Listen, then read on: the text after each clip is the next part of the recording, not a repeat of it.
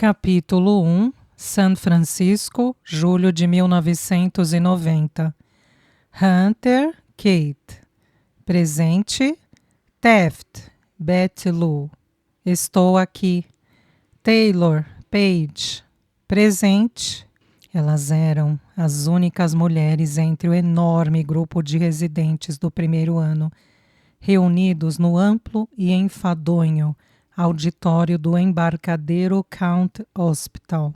O Embarcadero Count era o hospital mais antigo de São Francisco e de todo o país. Durante o terremoto de 1989, Deus pregou uma peça aos habitantes de São Francisco e deixou o hospital de pé. Era um complexo feio que ocupava mais de 3 quarteirões, com edifícios de tijolo e pedra já escurecidos pela sujidade acumulada durante anos. No interior da entrada dianteira do edifício principal, encontrava-se uma enorme sala de espera, com bancos de madeira para pacientes e visitas. As paredes escarnavam devido a demasiadas décadas de camadas de tinta, e os corredores estavam gastos e irregulares, devido aos milhares de doentes em cadeiras de rodas e muletas. Todo o complexo estava coberto pela pátina bolorenta do tempo. O Embarcadero Count Hospital era uma cidade dentro da cidade. Mais de 9.000 pessoas trabalhavam no hospital, incluindo 400 médicos internos, 150 médicos voluntários em tempo parcial, 800 residentes, 3.000 enfermeiras, mais os técnicos, unidades auxiliares e outros ajudantes.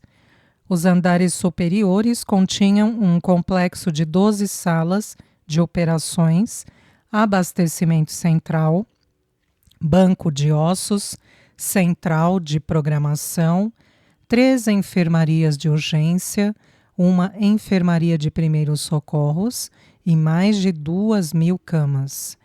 No primeiro dia da chegada dos novos residentes, em julho, o Dr. Benjamin Wallace, administrador do hospital, ergueu-se para lhes dirigir a palavra. Wallace era um político perfeito, um homem alto de aspecto impressionante, com conhecimentos gerais e charme suficiente para conseguir subir e ocupar a atual posição. Esta manhã quero dar as boas-vindas a todos vocês, novos residentes. Durante os 2 primeiros anos na Faculdade de Medicina, vocês trabalharam com cadáveres.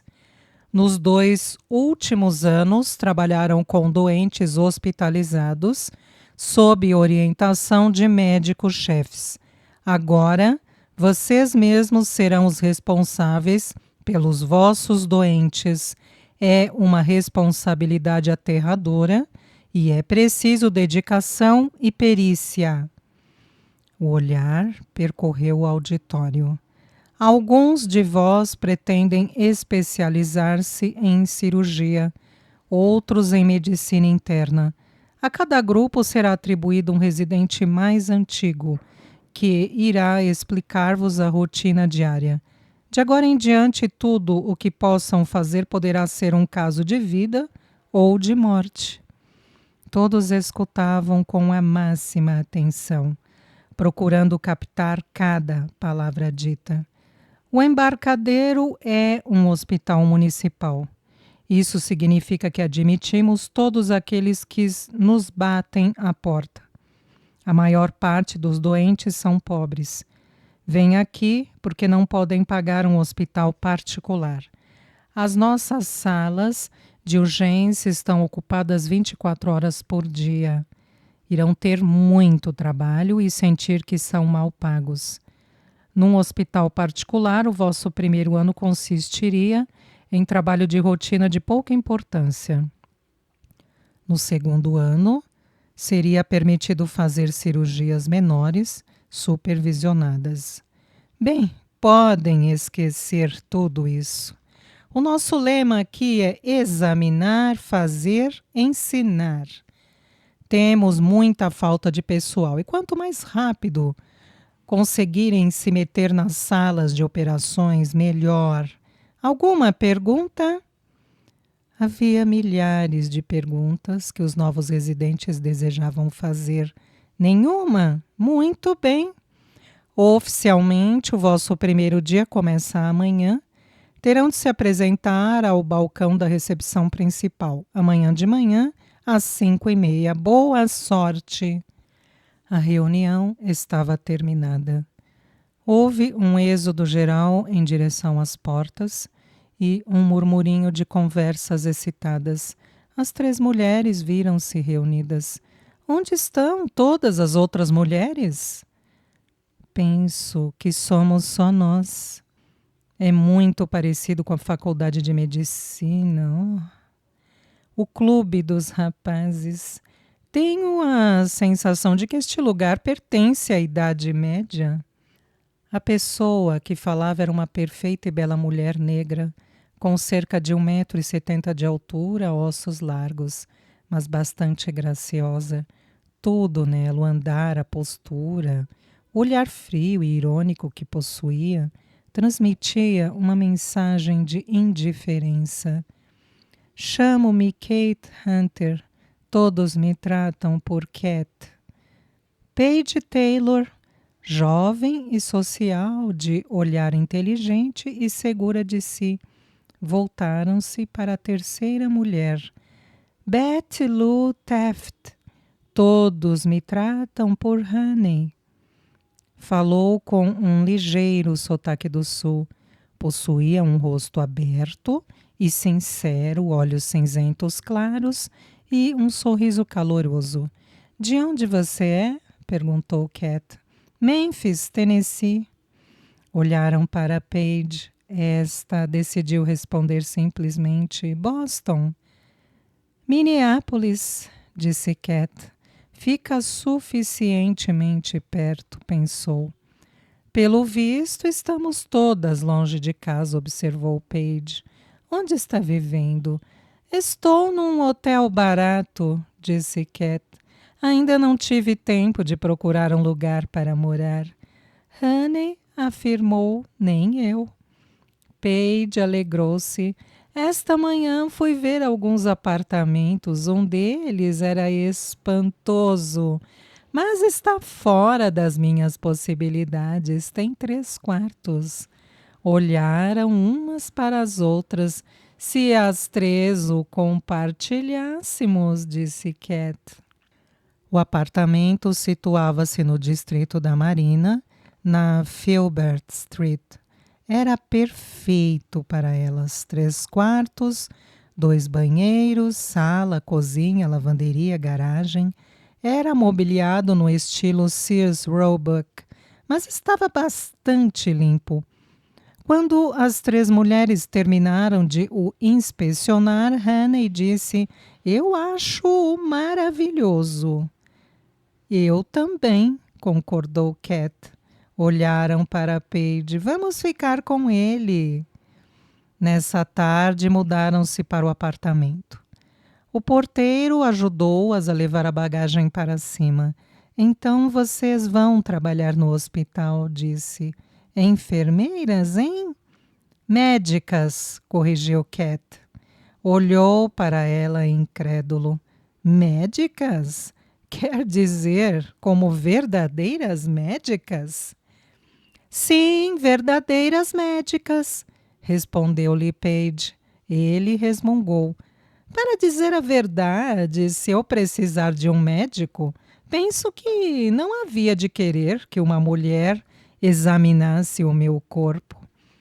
Teremos isso em mente. Onde está o aparelho de TV? Perguntou Cat. Não vejo nenhum. Se quiserem um, terão de o comprar. Aproveitem o apartamento, senhoras doutoras. Deu um risinho. Elas ficaram olhando-o, indo embora. Cat disse, imitando-lhe a voz. Enfermeiras, é? Riu com desdém. Macho chauvinista. Bom, vamos escolher os nossos quartos. Qualquer um está bem para mim, disse gentilmente Honey. Examinaram os 3 quartos. O quarto de casal era maior do que os outros 2. Cat sugeriu. Por que você não fica com ele, Paige? Você encontrou este lugar. Paige abanou a cabeça. Está bem. Dirigiram-se todas aos respectivos quartos e começaram a arrumar as coisas. Cuidadosamente, Paige retirou da mala uma fotografia emoldurada de um homem com cerca de 30 anos. Era atraente e usava óculos de armação preta, o que lhe dava um ar estudantil. Paige colocou a fotografia na cabeceira juntamente com um monte de cartas. Cat e Honey entraram. Que tal sairmos para jantar qualquer coisa? Estou pronta, disse Paige. Cat viu a fotografia. Quem é? Paige sorriu. É o homem com quem vou casar. É um médico que trabalha para a Organização Mundial de Saúde. Chama-se Alfred Turner. Neste momento está na África, mas virá a São Francisco para estarmos juntos. Sorte a sua, disse Honey tristonha. É bonito. Paige olhou para ela. Está envolvida com alguém? Não, acho que não tenho muita sorte com os homens. Talvez a sua sorte mude no embarcadeiro, disse Cat. As 3 jantaram no Tarantino's, próximo do apartamento. Durante o jantar, conversaram sobre o passado e a vida de cada uma, mas sentia-se inibição na conversa, uma barreira. Eram 3 estranhas examinando e conhecendo cuidadosamente umas às outras. Honey falou pouco. É envergonhada, pensou Paige. E vulnerável. Provavelmente algum homem de Memphis despedaçou-lhe o coração. Paige olhou para Cat, segura de si, muita dignidade. Gosto do modo como fala, vê-se que vem de boa família. Entretanto, Cat estava estudando Paige. Uma garota rica que nunca teve de lutar por nada na vida. É isso que aparenta ser. Honey estava olhando para as outras 2. São tão confiantes, tão seguras de si mesmas. Será fácil para elas adaptarem-se a esta vida? Todas estavam erradas.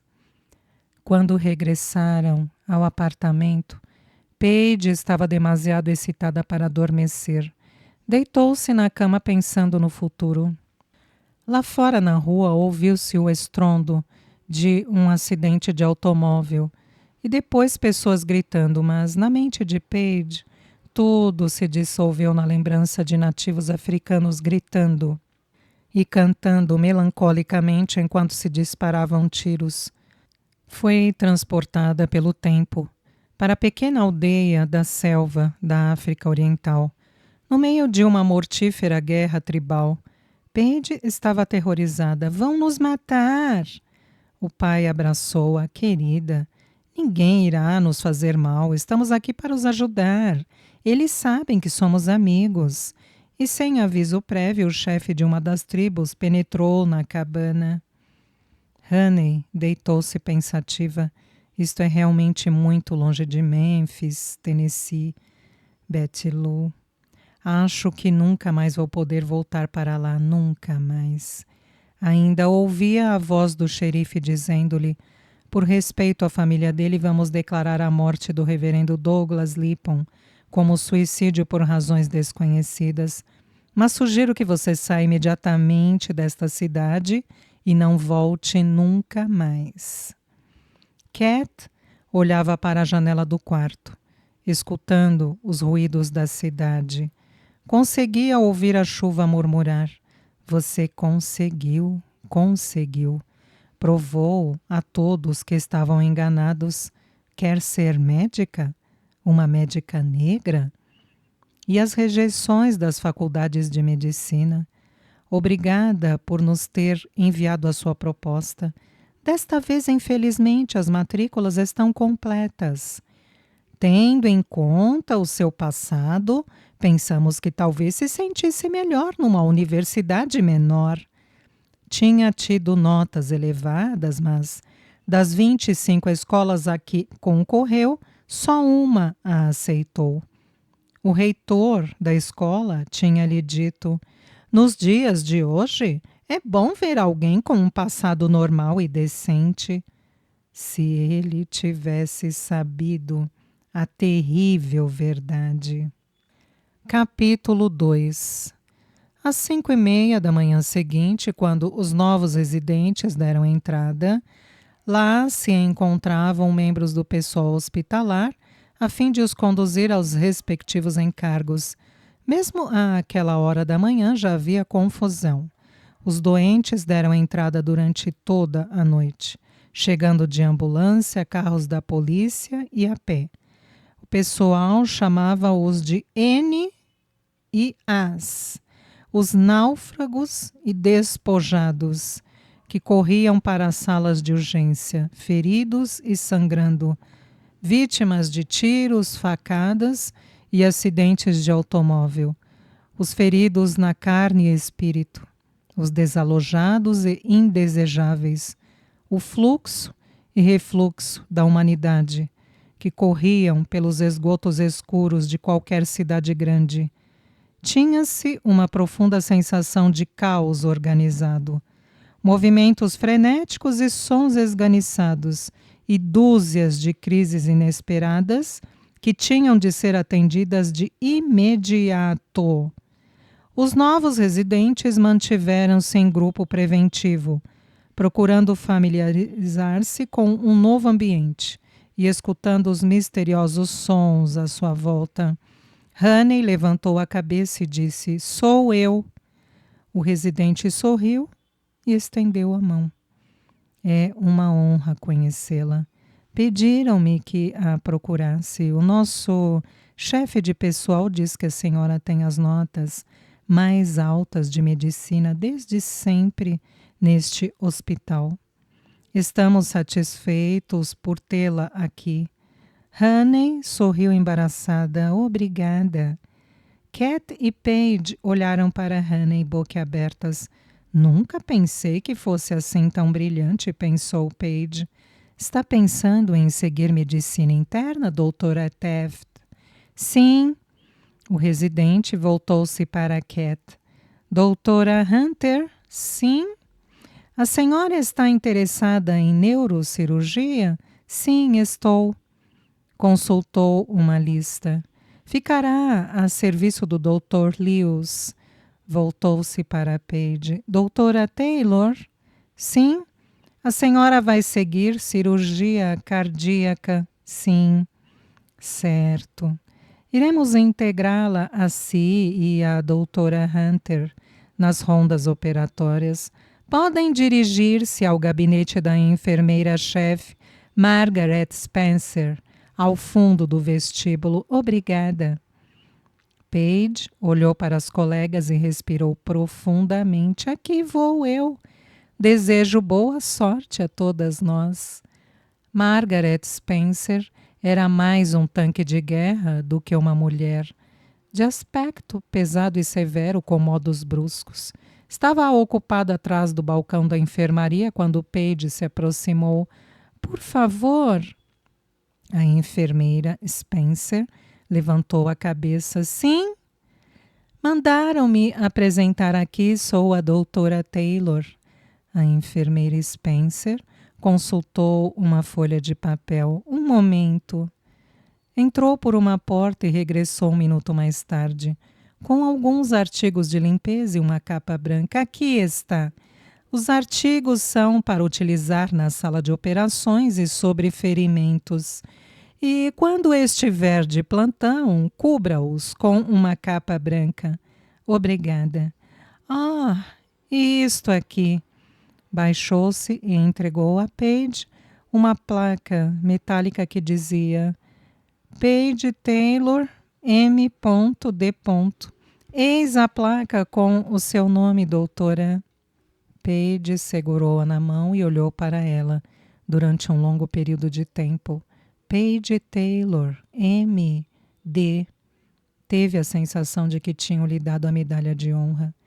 Todos os longos e duros anos de trabalho e Estudos tinham se resumido naquelas breves palavras: Paige Taylor, M.D. A enfermeira Spencer olhava para ela. Sente-se bem? Estou bem, Paige sorriu. Estou bem, sim, obrigada. Onde posso? O vestiário dos médicos fica ao fundo do corredor à esquerda. Irá fazer rondas e por isso quererá trocar de roupa. Obrigada. Paige percorreu o corredor, admirada com a grande atividade à sua volta. O corredor estava cheio de médicos, enfermeiras, ajudantes e doentes que se dirigiam com rapidez para vários destinos. As insistentes chamadas do sistema de alto-falantes aumentavam a algazarra. Doutor Cannon, SO3. Doutor Cannon, SO3. Doutor Talbot, sala de urgências 1, STAT. Doutor Talbot, sala de urgências 1, STAT. Doutor Engel, quarto 212. Doutor Engel, quarto 212.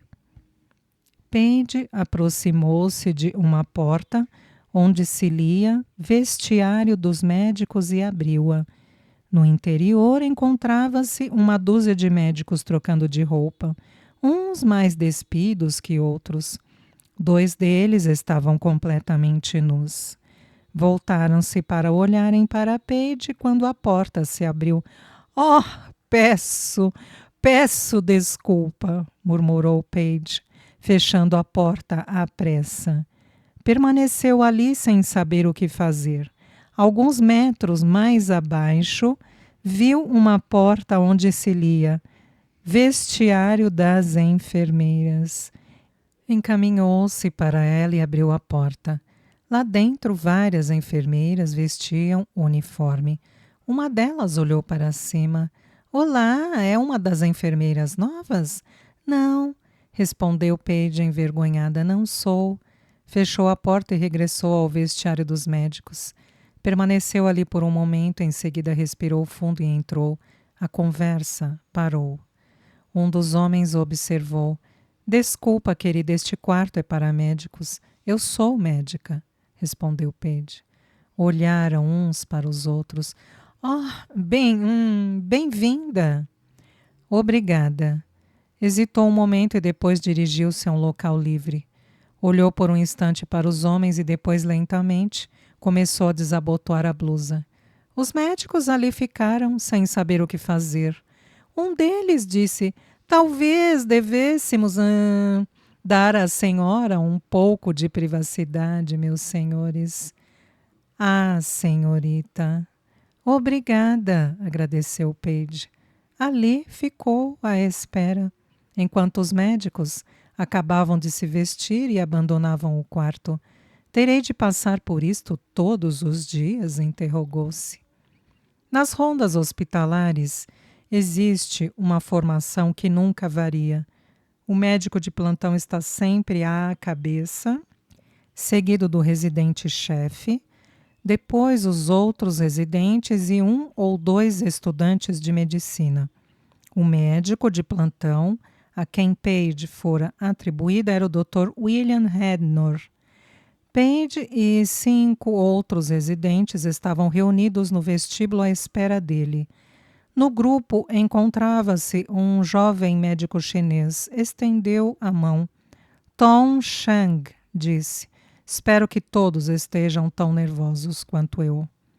Paige gostou imediatamente dele.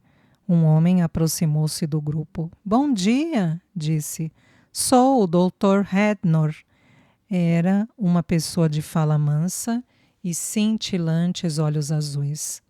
Cada um dos residentes apresentou-se. Este é o vosso primeiro dia de rondas. Quero que prestem muita atenção a tudo o que virem e ouvirem, mas ao mesmo tempo é muito importante que tentem parecer calmos. Paige fez um apontamento mental. Preste muita atenção, mas tente parecer calma.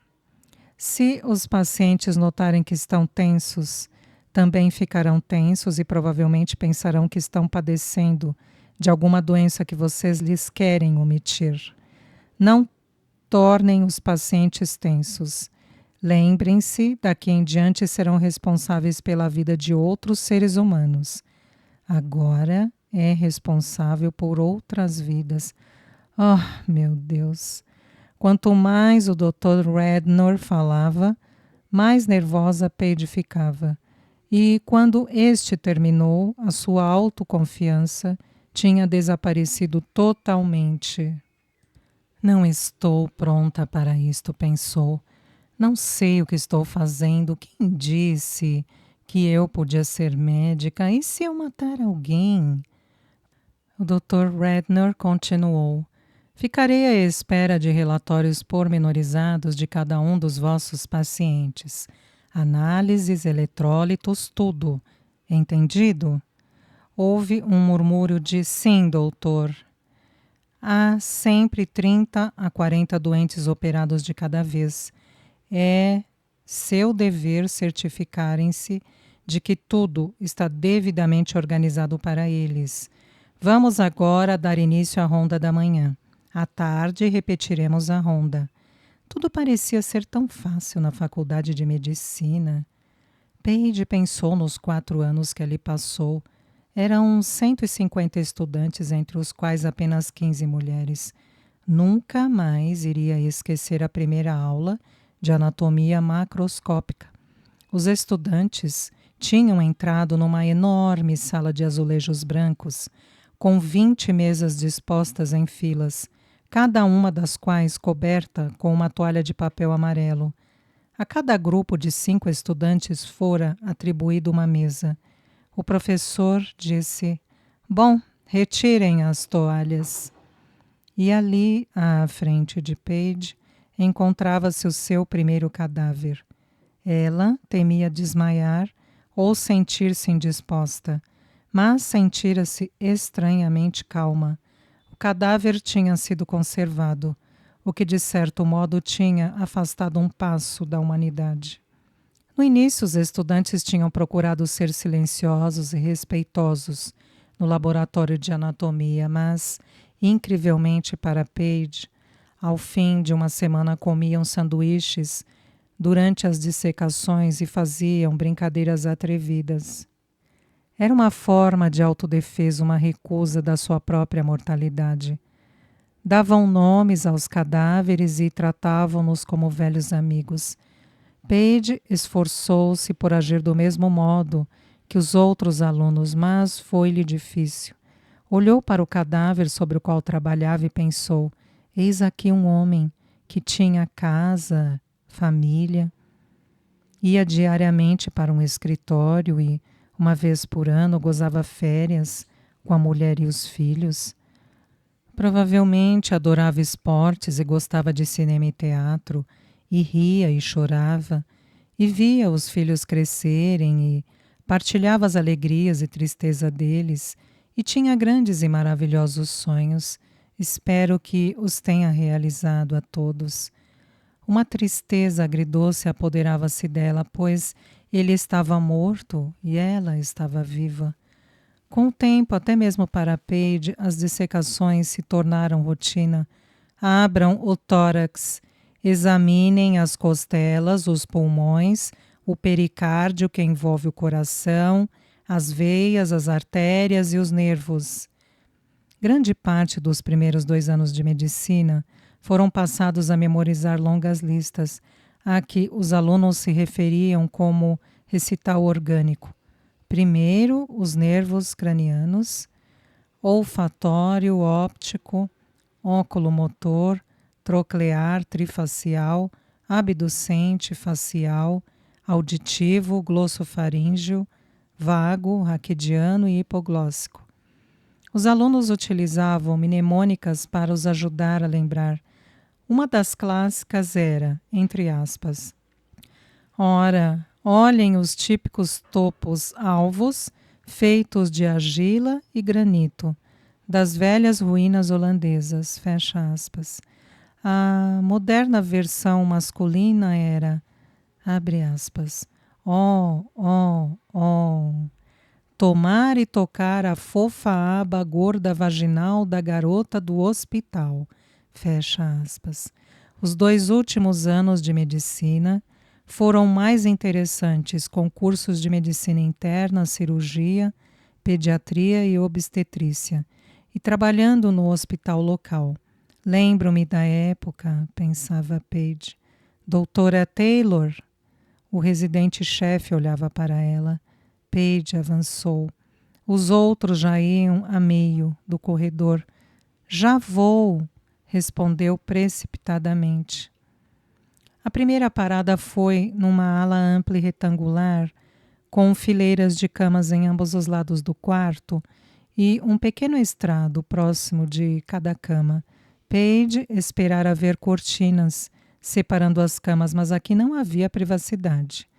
O primeiro paciente era um homem idoso de tez pálida. Estava dormindo e respirava profundamente. O Dr. Rednor aproximou-se dos pés da cama, estudou o prontuário ali colocado. Em seguida, dirigiu-se para o lado do doente e suavemente tocou-lhe no ombro. Sr. Potter? O doente abriu os olhos. Bom dia, sou o Dr. Rednor. Estou apenas verificando como vai o senhor. Passou bem a noite? Foi razoável. Sente dores? Sim. Dói o meu peito. Deixe-me ver. Quando terminou o exame, disse: está se recuperando bem. Mandarei a enfermeira dar-lhe algo para as dores. Obrigado, doutor. Logo à tarde voltaremos a vê-lo. Afastaram-se da cama. O Dr. Rednor voltou-se para os residentes.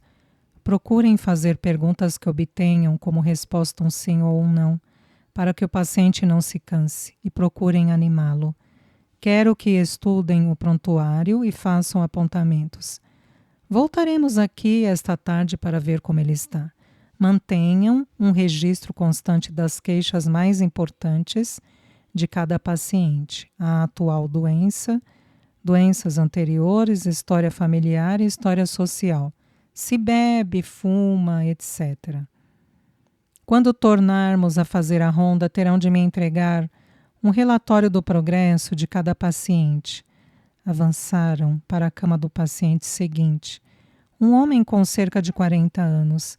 Bom dia, Sr. Rollins. Bom dia, doutor. Esta manhã se sente melhor? Nem por isso. Durante a noite acordei várias vezes. O meu estômago dói. O Dr. Rednor voltou-se para o residente-chefe. O que é que a proctoscopia mostrou? Não há sinais de qualquer problema. Faça-lhe um enema bário e um GI superior. STAT. O residente-chefe anotou no bloco. O residente que se encontrava ao lado de Paige segregou-lhe ao ouvido. Julgo que sabe o que significa STAT. É Shake That Ass, Tootsie, cuja tradução é mexe esse traseiro, meu filho. O Dr. Rednor ouviu. Stat vem do latim statin, imediatamente. Nos anos futuros, Paige iria ouvi-lo muitas vezes. O paciente seguinte era uma mulher idosa que tinha sido submetida a uma operação de bypass. Bom dia, senhora Turkell. Quanto tempo irão manter-me aqui? Não muito tempo, a operação foi um êxito. Em breve irá para casa. E dirigiram-se ao paciente seguinte. Repetiram a rotina vezes sem conta. E amanhã passou rapidamente. Viram 30 pacientes. Após cada paciente, os residentes escreviam freneticamente notas, esperando ser capazes de as decifrar mais tarde. Uma paciente era um quebra-cabeças para Paige. Parecia estar de perfeita saúde. Quando se afastaram desta, Paige perguntou: qual é o problema dela, doutor? O Dr. Rednor suspirou. Não tem qualquer problema, ela é uma SMSU. E para aqueles que esqueceram o que lhes foi ensinado na faculdade, SMSU é um acrônimo de Sai da Minha Sala de Urgências.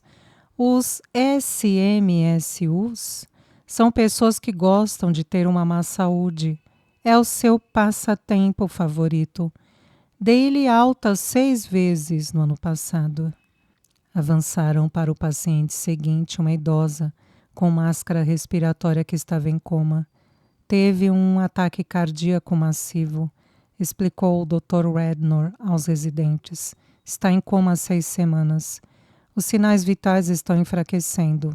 Nada mais podemos fazer por ela. Esta tarde vamos desligar a máquina.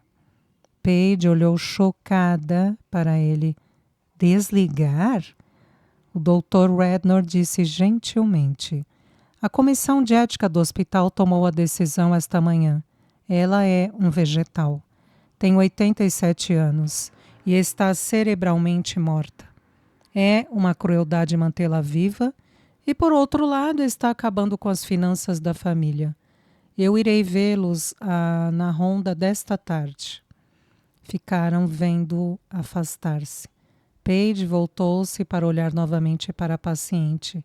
Ela estava viva. Dentro de algumas horas estará morta. Iremos desligar a máquina esta tarde. Isso é assassinato, pensou Paige.